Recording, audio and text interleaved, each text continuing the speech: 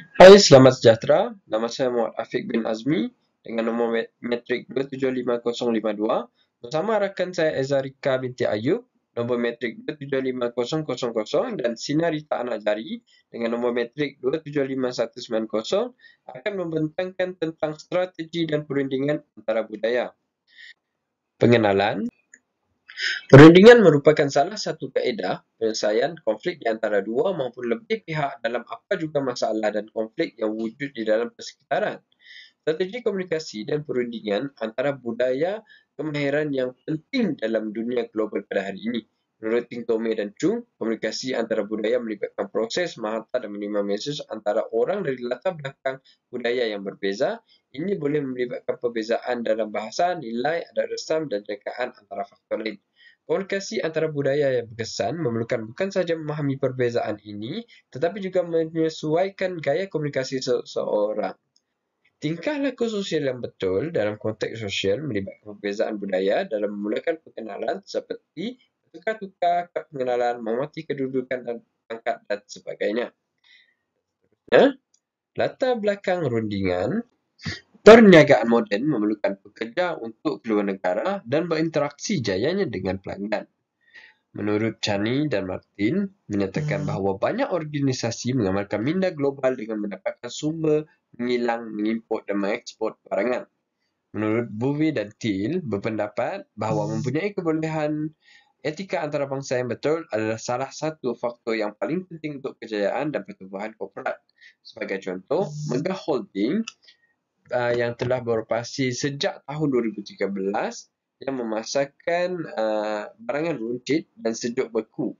Milik Bumi Putra telah mewakili syarikat menjadi salah seorang ahli kumpulan yang mewakili negara dalam satu perundingan yang diaturkan oleh Biro Hal Ehwal Perdagangan dan Budaya Kementerian Dalam Negeri Amerika Syarikat. Strategi perundingan. Perundingan ialah proses membincang dan mencapai persetujuan atau kompromi antara dua ataupun lebih pihak yang mempunyai kepentingan, keutamaan atau objektif yang berbeza. Ianya melibatkan kedua-dua pihak bekerjasama untuk mencari penyelesaian yang boleh diterima bersama yang memenuhi minat dan objektif mereka.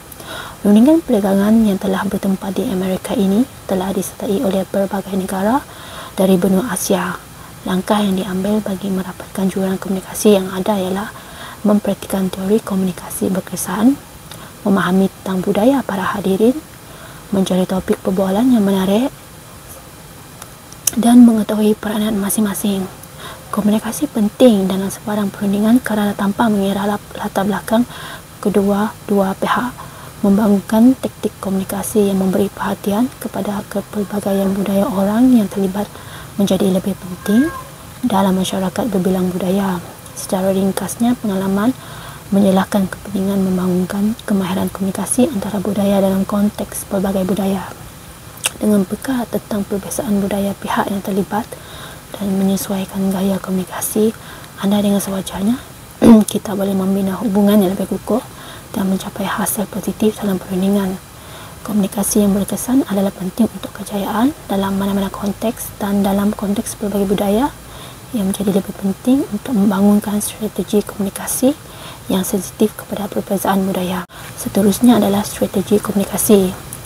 Teori komunikasi kolaboratif menerangkan bagaimana pertuturan dan pemahaman berlaku dalam perbualan, khususnya bagaimana pertuturan dalam perbualan diselaraskan untuk rujuk kepada makna yang diberikan. Clark dan Diane 1986 mencadangkan tanggapan ini. Menurut mereka, peserta dalam perbincangan mesti menyelaraskan ujaran mereka supaya lebih diterima dan difahami oleh lawan bicara untuk mencapai persefahaman bersama.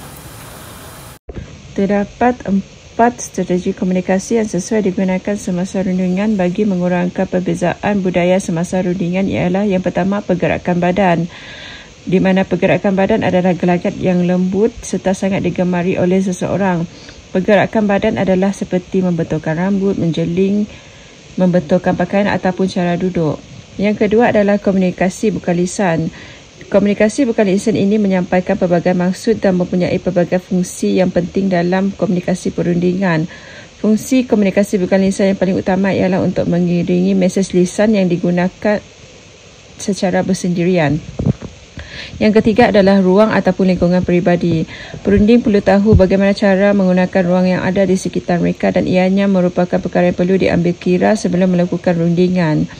Dan keempat adalah kesedaran budaya, di mana kesedaran budaya melibatkan pengetahuan dan pemahaman tentang adat, kepercayaan nilai dan tingkah laku budaya yang berbeza. Kemahiran komunikasi kita secara tidak sedar dan boleh difahami dibentuk oleh budaya tempat kita hidup. Kesimpulan, perdagangan antarabangsa adalah hasil daripada globalisasi yang dipacu penting oleh ekonomi, saling bergantung dan kemajuan dalam teknologi.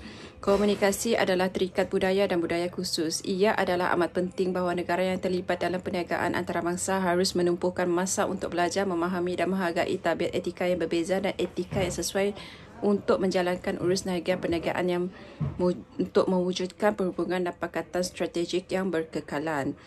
Secara ringkasnya, 4 strategi komunikasi ini berkesan dalam mengurangkan perbezaan budaya kerana ia menggalakkan sikap saling menghormati, memahami dan empati antara individu daripada budaya dan berbeza. Memandangkan dunia di perniagaan hari ini menjadi semakin global, semakin penting bagi pekerja di setiap peringkat organisasi untuk mempunyai kemahiran komunikasi antara budaya yang diperlukan untuk interaksi yang berjaya dengan kolaborator antarabangsa. Sekian, terima kasih.